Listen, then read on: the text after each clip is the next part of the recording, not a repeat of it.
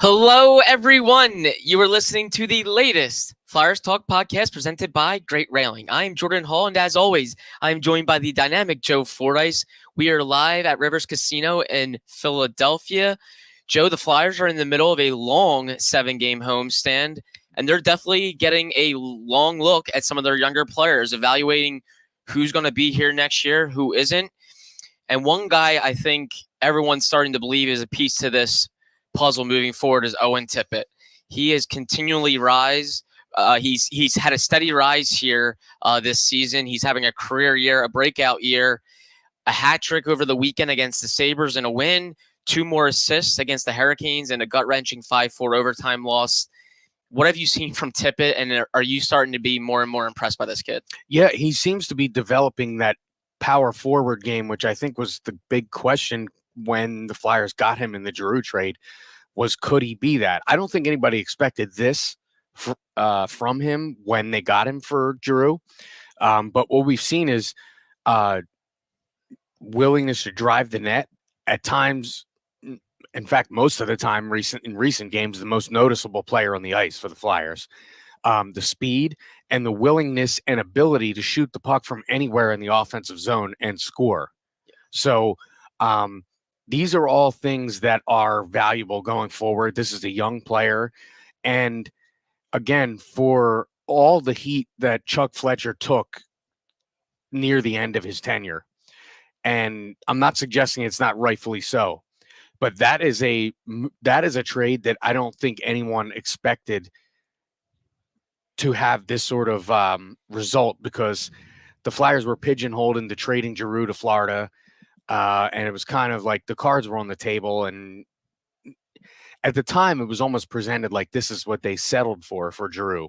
And now I think Giroux's having a good season, but I would say it's clear that they've got a valuable piece from this deal. And that's not even to address the draft pick they got additionally. Just in Tippett, they've gotten a valuable piece here of the future going forward, because he certainly looks like a top 6 player, top 6 forward, if not a top line forward, the way he's playing recently. And you just see, and the thing with him is what I think would give you confidence that it's not a fluke or sort of a guy just getting hot, is that he continues to get better. He went through that lull in the middle of the season where he didn't score for a while, but then he's come out of that, and he's come out of it even stronger than he was before. And this is with the Flyers not doing as well offensively as they were when he was scoring earlier in the season. That was when the Flyers were playing well. So to me, the fact that the guy can create offense on his own, when Konecny's not in the lineup, that's pretty much the only guy out of the forwards that can create their own offense. And he does so with his speed and his shot, and we've seen all of that on display. And then, of course, Saturday we see his playmaking ability to set up others, and that's you're really seeing the whole package now. So I think they have a valuable piece here. With young players, you often see them be really noticeable, and then they go through a stretch where you don't notice them, and you're like, okay, where was that player again? You're starting to notice him as one of the best players on the ice every single night for the Flyers, which is huge. And the thing that has really stood out to me, Joe, is I thought he was going to be a cop. I think myself and many others thought, okay, what could he be? He could be a complementary player, a guy that needs, a center to really make things happen for him, and he would be a finisher and maybe score 20 goals. To me, he's driving lines now. Like, he's the guy that's driving his line. He's the one that's making things happen, to the point where he doesn't need to play with a certain center or a certain line to be noticeable. Like, he's the guy that's making things happen. He's the one that's looking like the best offensive player on the ice for the Flyers. So that to me has totally opened my eyes, because I wasn't sure we were going to see that this season. The expectation was really third line player maybe that could score 20. Yeah, like if you were to envision, and it's a little bit tough to do that right now given where the Flyers are in the standings in the season and so forth, but if you were to envision a late game situation where the Flyers are down a goal, and you would say, okay, let's start double shifting our best player, Owen Tippett's the first name. I don't think it's debatable. Now, Konecny hasn't been in the lineup, so we haven't been talking about Konecny. But I think Tippett and Konecny are the guys that you would rely on in a situation that is not really one that presents itself to the Flyers right now. But to me, that's a guy you would double shift because he seems to be making things happen every time he's on the ice. And I don't know when the last time we've talked about somebody on this team not named Konecny that was doing that. Yeah, indeed. And Tippett, before this year, did not have one career multi-goal game. He's got 3 now, including a hat trick, just looking like a force at times. And it would be one thing if the Flyers were winning and he was in an environment where that is perfectly suited for him. But right now, like, the team is struggling to score. It's going through a major transition. It's starting to play more and more younger players where there's not much cohesiveness or chemistry, and like he's still standing out. He's not, he's not getting buried by the environment. He's standing out, which I think it's making himself look. If you're wondering if there's any keepers or untouchables, he's starting to look like one. I don't think the Flyers are really going to rule out listening on anything moving forward, but if there's maybe an untouchable list, he would have to be atop it. Yeah, and what's interesting about it too is he's taken this leap in his game by going into a worse situation. Now, when he was with Florida, he's not playing top 6 minutes. He's not playing with top 6 players because that team was loaded last year. But it's rare to see a young player take a leap by going way down in competition in terms of the team. So I think that's something you can also take hold of. Like, what is this guy going to be when there are guys around him? When the lineup is when he goes out there and it's the same line he's playing with every game and it's the same guys and the deep pairs. And, when I'm not saying his role isn't solidified, but I'm saying role in terms of where he's playing in the lineup and who he's playing with. How much better can he actually get when there's some consistency with the whole team? Because he hasn't really experienced that in his career yet. I mean, a little bit earlier this season, but not really. Yeah. So that's another thing that we will, you want to start seeing next season, hopefully, even though what Danny Briere said last week about next year and possibly the year after, when he told Ashland the other night before in Flyers pregame live.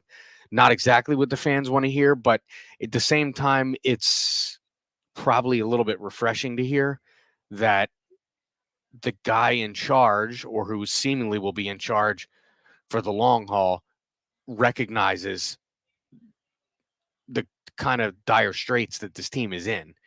But I think if you're looking for building blocks, Owen Tippett is right at the top of the list right now. Flyers Talk is brought to you by Great Railing. Stop into Great Railing for the highest quality and lowest prices on all your railing, decking, and fencing needs. Yeah, Joe, he has 21 goals right now, and it's going to be interesting to see where he finishes. 25 goals would be a huge, huge achievement for himself and for the Flyers in this rebuild of theirs. Another big storyline, Joe, right now is Sean Couturier and Travis Konecny. Will they play again this year? Couturier, of course, has not played in over a year. Konecny has been out for the past 10 or 11 games, and with that upper body injury. Both are recovering right now. Both are practicing.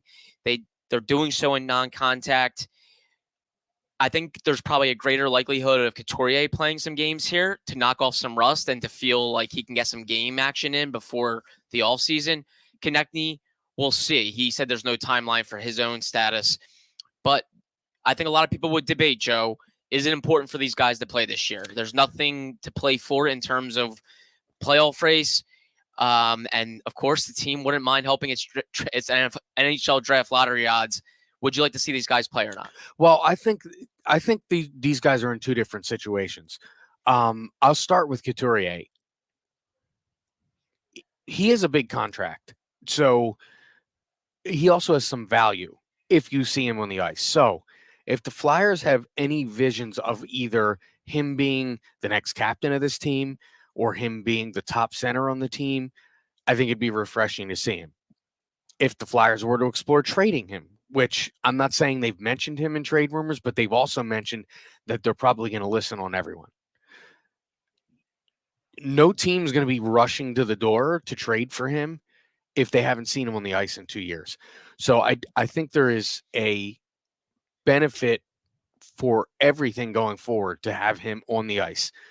Most of all himself. Look what he said last week. It would be 2 years that I hadn't been playing. I'm not getting any younger. And you can't duplicate the feel of a game no matter what you're doing in a practice or on a rink by yourself. You just can't do it. So, yeah, I think Couturier is the one that I think it would benefit every possible scenario for him to be in a couple of games this season. For Konecny, I think we saw enough this season. He got injured. And I think there's the NHL is obviously very vague on their injuries. So I don't think we know exactly what the injury was, but for him to be out this long, it's not like it was, a bump. So I don't think there's a reason for him to play. We know the player he is. Now, he was having a great year, but we know the kind of player he is, and going forward, I think it's best if he can recover and get his full offseason workout in, come back completely healthy. So to me, I am all in for Couturier to play, and I think it's time to pack it in on Konecny for the season. I just think that's the best way to go. You're not trying to win games here, a player will tell you they're trying to win games all the time, but you're not trying to win games in the sense that you would have a guy play when he's not 100% to prove some kind of point or I don't know. I don't think Konecny is a guy they would be showcasing, but again, do you want to showcase a guy if he's not fully healthy? You have enough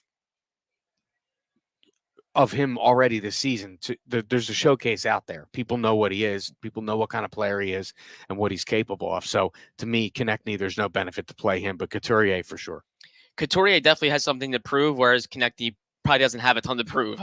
Already had a great year. It's a shame it got cut short because he was on pace for career highs across the board. Already has a career high in goals, but was on pace to really shatter everything he had did previously in terms of production. Couturier, for me, if there's fans out there that say don't play him, I just don't get it. Like, one, for all the reasons that he should be out there in terms of knocking off rust, wanting to get the feel of a game again, know what he needs to do in the offseason, but also, that's a reason to watch. You haven't seen this guy who's a 200-foot force, just a real fun player to watch play hockey. He hasn't played in over a year. If he's wearing a jersey again, I'm intrigued. Yeah, and the other thing too is it's a back injury that he's coming back from. So if he's not better now, it's not gonna get better. Yeah. I know he had a couple procedures, but if he's not, you want to test this out. Yeah. And I'm sure that's part of his motivation. He didn't explicitly say that last week, but a guy that's gone through back injuries and surgeries and those sort of things are always tricky with regular people, not world-class athletes. So, a guy like him, he wants to test his own body out on the ice in a game. And if he were to do it this season, he gets to do it in a non-pressure situation. It's not where John Tortorella is not going to ask him to go out there and lead them to victory or, add a goal a game to their offense or anything like that. He can go out there, he can play his game, he can test out how he feels. And that way, if he goes into the offseason and he's proven to himself that he can get out there and play in games again, that's a major hurdle before they even get to training camp. And to me, that's a hurdle it is definitely worth taking before you get to that point. Yeah, it's almost more ideal that they're out of it and not in an actual race to throw Couturier in there. It's these games, again, all for experimentation and seeing what you have. And a big thing is trying to see what Sean Couturier can do before the all season. And I just can't really understand fans not wanting to see this guy play again.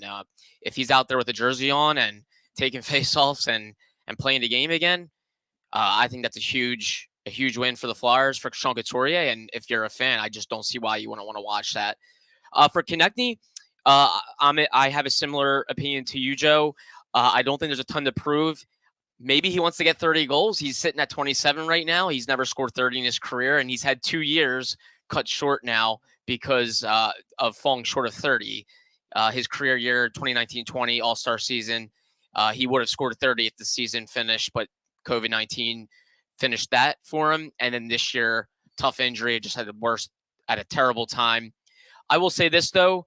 I think Konecny has earned the right to add to his season. If he is fully cleared and he has gone through everything they've asked of him and he feels good and he wants to play, I don't think you can keep him out of games. I mean, he's had a great year, and I think he has earned the right to me to add to his year if he wants to get some games. And Tortorella did say if he is completely cleared, it'll be tough to keep him out of the lineup.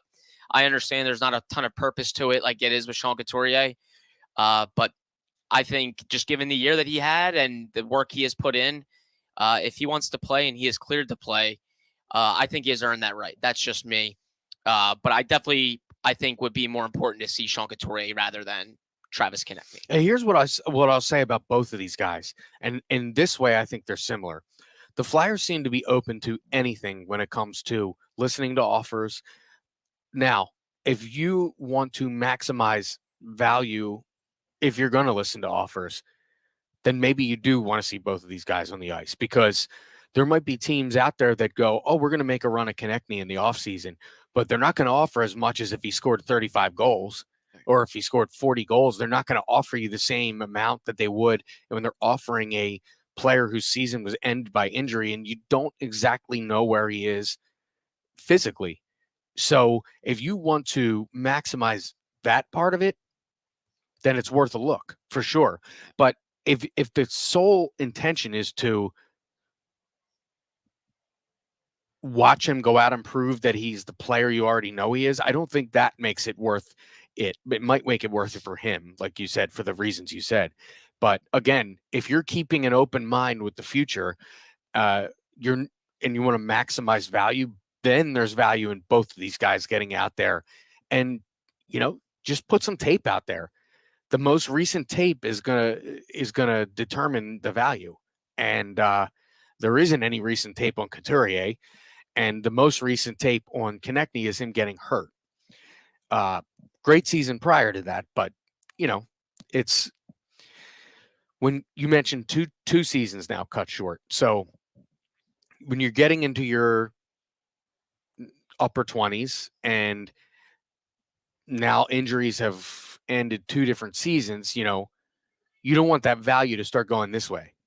And I'm not suggesting it will, but when injuries start to mount, I mean, you can bet anybody that's looking into him is going to say, well, he's had 2 injuries. I mean, it's not like they're just going to gloss over that fact. Yeah. So that might mean that's a way that, you could assign value to him coming back and playing in a couple of games, because he goes out there and he lights it up and scores 2 goals, or he plays 3-4 games and scores, 5 or 6 more goals. I mean, you either know he's back to himself, or you have a very valuable chip going into the offseason, trade-wise. And that goes for both guys. I know Couturier's contract has just started, and it's a big contract, but he has so much value to a team. A team that thinks they're right on the doorstep could be very interested in him. So both for their own interests and the potential trade interests, which it seems like everything's on the table, there could be benefits for both guys to come back. Catch all the sports action and more at Rivers Casino Philadelphia. Whether it's the money line or the pass line, there's something for everyone, including a great sports book. Rivers Casino Philadelphia. Philly loves a winner. Gambling problem? Call 1-800-GAMBLER.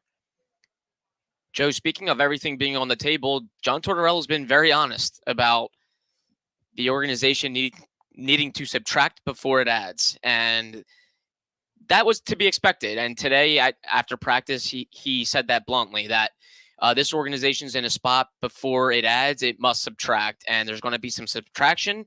Players that the Flyers deem simply don't fit their plans moving forward. So as we've talked about it probably ad nauseum, a ton for these guys to prove, for these games to matter, is that guys are playing for jobs, whether it's in this organization or elsewhere. But I can't say I'm surprised by Tortorella's comments. I think he's very much at a point where he is going to straight up challenge guys to say, hey, you haven't shown me enough, show me something. And if you don't, there's going to be a decision in the summer about your status here moving forward. Do you think that's a good approach for the coach to be challenging guys this honestly and as hard as he is? Well, I do, and also his quote is a good headline, but when you think about it, in order for them to add because of the cap, they have to subtract first. So it's a literal answer as well, in the sense that JVR, his money would come off the books, and some other moves they make, to get money off the books, because you can't add if you don't have any cap space. So that is the literal definition of what he's saying. Okay. Secondly, I think we all know he's not happy with every part of this team, or else he wouldn't bring it up at least once or twice a week. The whole season he has brought up. Whenever he brings up who's going to be here, he always is careful to say, and who's not going to be here. Yeah. In fact, I've never heard a coach talk about guys that aren't going to be here as much as this coach. So I think he has in his mind who he doesn't want to be here. Now, there's some salary restrictions that come along with that. If some of the guys are the guys that are making money, that have term on their contract, you can't just get rid of them. That's not the way the league works. It's not the way any sport works. So I do think it's a good challenge for some of the players, but some of the players have contracts that guarantee that they're going to be paid a certain amount of money for a number of years, regardless of where they are. So I'm not sure that it's as much of a challenge as it sounds like when he says it. So it does sound good, but then again, I mean, if he's talking about Kevin Hayes, for example, Hayes has money and term left on his deal. That is happening regardless. A guy like, we've seen him not happy with Travis Sanheim. He's in the first year of a long contract. Or does his new contract kicks in next season? Kicks in next year, yep. Yeah, so, those things are in place and you don't just move them. I'm not suggesting that he's moving Sanheim, but what I'm saying is examples of guys that have term and money that you can't just say, okay, that guy's not going to be here, this guy is. It doesn't really work like that. So I don't think, like I said, I don't think it's as much of a challenge as it sounds like, but for some of the younger players, it absolutely is a challenge, because the guys that are playing now, the Forresters, the Lisinskis, these guys are in no way guaranteed a roster spot. Each and every game is could be a future determining shift, shot, opportunity, game, practice. All of that stuff could define or help define their career going forward. So I think it's a huge challenge when you hear a coach talk like that. Absolutely. And you can win over a coach or management in a small sample size. Tyson Forster's probably case in point. He's played 5 games, and Tortorella has just raved about him. Today, the coach even said, I have to temper my expectations with him right now, because he's excited about him. He's seen things that he's liked in 5 games, and Forster's definitely turned it on in the last 2 games in terms of showing his shot. And of course, in his first game, diving in front of a shot that would have definitely been a goal, I'm sure made the coach happy, because this coach loves blocked shots more than any coach I think I've ever seen. Oh, so, 100%. He likes those. He understands when a player probably has more of a game that's about offense and skill. But when that player shows you some of that grit, he likes the gritty play for sure. Yeah, absolutely. So right there, Tyson Forster's been here 5 games, I think a week or something like that, and already he's made a big impression on the coach. So I think Tortorella is just fueling competition. Yeah, that's what he does.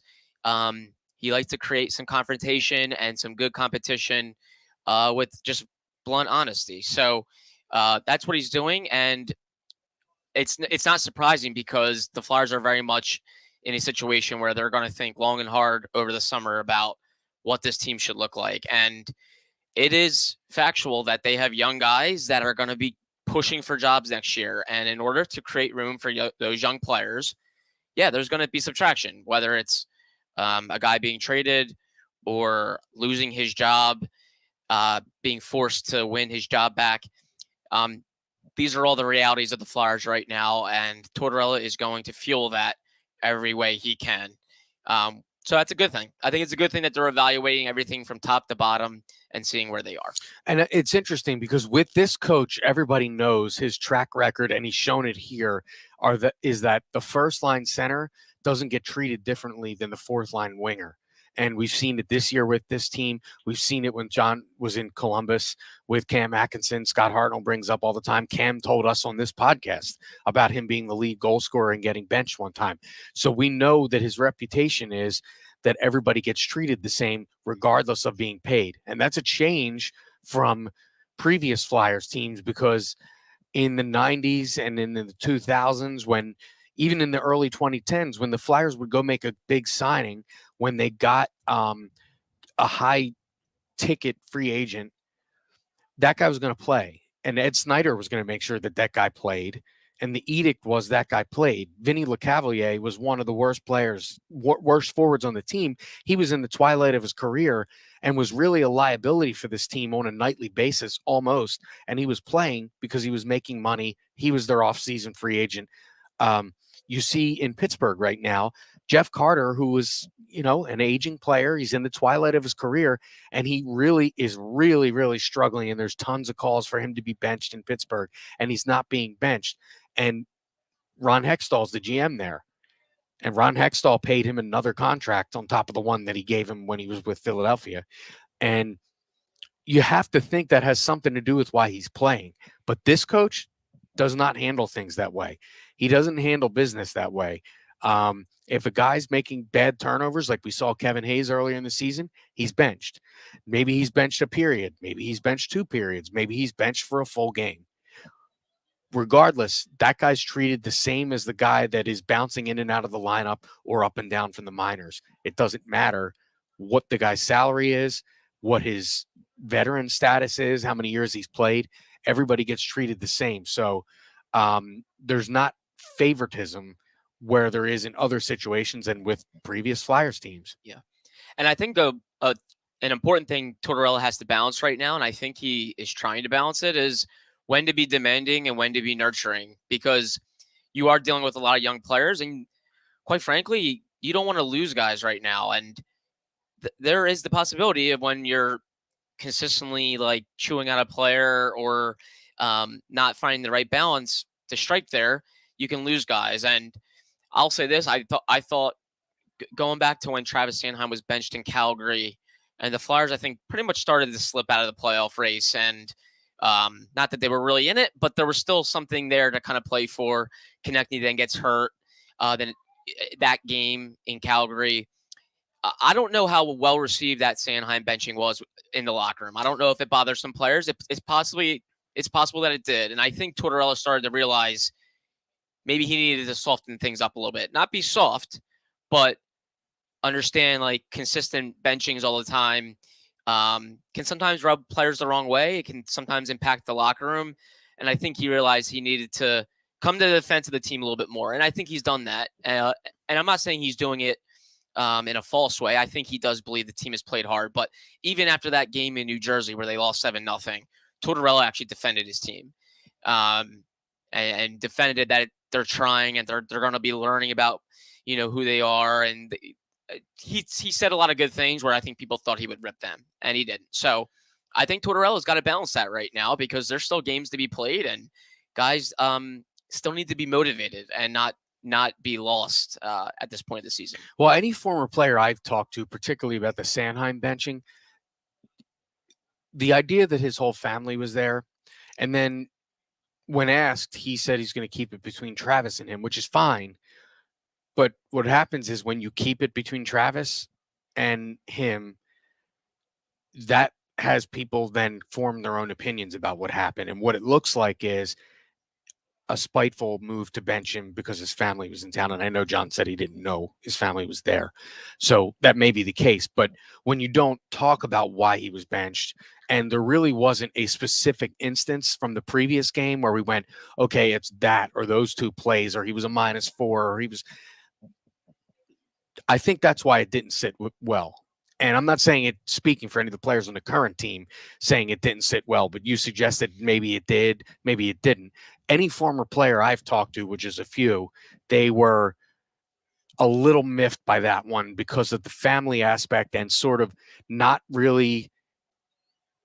I think the benchings that have happened this year, pretty much all the other ones, you could point to that's why, or these instances are why, or these two things are why, or these three bad games are why.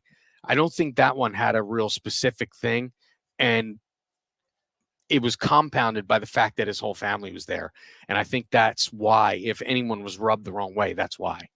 Exactly. And because I think it's easy to sit back from afar and say, oh, Tortorella is being hard on these guys. This is awesome. This is what needs to be done. He's doing everything right. I'm not saying he's not, but I still think Tortorella has a lot to prove and also a lot to accomplish here in terms of relationship between player and coach. Not only are these games important for the players to prove something, but I think it's important for Tortorella too. And he's not shy about saying that he learns on the job at every single job he's had. He said that from the very first press conference that all of us listened to him, the one that he did on Zoom from his place in New York. I mean, he's not, I'm the coach, I rule over all, and there's no way I can see things any differently. And in fact, he's even brought up several instances this season where he took a step back and looked at things differently. He had a little reflective stuff when he was talking about the Ivan Provorov off the ice situation. He had some reflective stuff about his time in Columbus and New York there. And that's just one example of him saying, like, this happened in my past. I learned from it. So this guy is very open to learning. I think there is definitely this narrative that he's not. But it seems for sure that he is.